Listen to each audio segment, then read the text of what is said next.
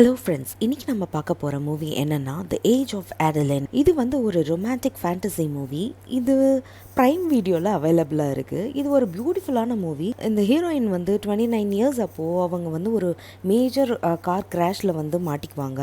அப்போ வந்து வானத்துலேருந்து வந்து ஏதோ ஒரு மின்னல் வந்து தாக்கி இவங்களுக்கு வந்து 29 இயர்ஸ்லேயே வந்து ஸ்டக் ஆகிருப்பாங்க. அவங்களுக்கு வந்து கல்யாணம் ஆகியிருக்கும். அப்புறம் அவங்களுக்கு ஒரு பொன் குழந்தையும் இருக்கும்.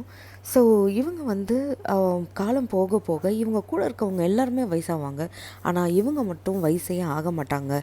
ஏன், இன்ஃபேக்ட் வந்து அவங்க ஓன் பொண்ணே வந்து வயசாகிட்டு இருப்பாங்க. ஆனால் இவங்களுக்கு வயசே ஆகாது. ஒரு நாள் இவங்க ட்ரைவ் பண்ணிகிட்ருக்கும் போது போலீஸ் வந்து இவங்களோட டிரைவிங் லைசன்ஸ் கேட்பாங்க. அப்போ காட்டும் போது இவங்களோட டேட் ஆஃப் பர்த்தும் இவங்க இருக்கிற ஏஜுக்கும் வந்து மிஸ்மேட்சாக இருக்குதுன்னு சொல்லிட்டு போலீஸ் வந்து சந்தேகப்படுவாங்க. ஸோ இவங்க வந்து ஒவ்வொரு இடத்துக்கும் மாறிக்கிட்டே இருப்பாங்க. ஸோ இவங்க ஓன் பொண்ணை கூட அவங்க கூட இருந்து பார்த்துக்க முடியாத சூழ்நிலை ஆகும். அவங்க பொண்ணே வந்து சொல்லுவாங்க, நீங்கள் இப்படியே இருக்காதீங்க, உங்களுக்காக ஒரு லைஃப் தேடுங்க அப்படின்னு சொல்லிட்டு சொல்லுவாங்க.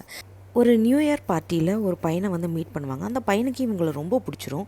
ஸோ அதுக்கப்புறம் காலப்போக்கில் இவங்க 2 பேரும் வந்து லவ் பண்ண ஆரம்பிச்சிருவாங்க. அதுக்கப்புறம் அவங்க பேரண்ட்ஸ் கிட்டே இன்ட்ரோ பண்ணலான்னு கூட்டிகிட்டு போகும்போது தான் ட்விஸ்ட்டே.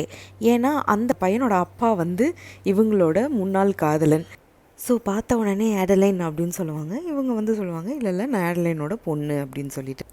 இவர் வந்து ஆனால் டவுட்லேயே தான் இருப்பார். அப்புறம் இவர் கையில் வந்து அவங்களுக்கு வந்து ஒரு ஸ்டிச் போட்டதை வந்து கண்டுபிடிச்சிடுவார். அதுக்கப்புறம் இவர் சொல்வார், நீ ஆட்லைன் தான் அப்படின்னோடனே, ஆமாம் நான் ஆட்லைன் தான், ஆனால் எனக்கு ஏஜே ஆகலை, இதை பற்றி நான் வெளியே சொன்னால் பெரிய பிரச்சனை ஆகிடும், உனக்கே தெரியும்ல அப்படின்னு சொன்ன உடனே, சரி நான் வந்து கிளம்புறேன் அப்படின்னோடனே, இல்லை நீ என் பையனுக்காக இருக்கணும், நீ இனிமேல்ட்டாவது வாழணும் நல்லா அப்படின்னு சொல்லிட்டு அவர் சொல்வார். இவள் ஒரு லெட்டரில் இவளை பற்றி எல்லாத்தையுமே எழுதி வச்சுட்டு கிளம்பிடுவா. ஸோ அவன் லவர் வந்து இதை படித்து பார்த்துட்டு அதுக்கப்புறம் இவளை தேடி போவான். போயிட்டுருக்கும் போது ஒரு ஆக்சிடெண்ட் ஆகிடும். அது மறுபடியும் வந்து அந்த ஏஜ் வந்து ஆக ஆரம்பிச்சிடும். இவங்க 2 பேரும் அப்புறமா ஒன்று சேர்ந்துருவாங்க. ஸோ இது வந்து ஒரு பியூட்டிஃபுல்லான ரொமான்டிக் ஃபேண்டசி மூவி. கண்டிப்பாக வந்து வாட்ச் பண்ணலாம் ஒன் டைம். ஸோ உங்களுக்கு என் பதிவு பிடிச்சிருந்தா கண்டிப்பாக என் சேனலுக்கு சப்ஸ்கிரைப் பண்ணுங்கள், லைக் பண்ணுங்கள். இந்த மாதிரி மோர் அப்டேட்ஸ்க்கு ஃபாலோ பண்ணுங்கள்.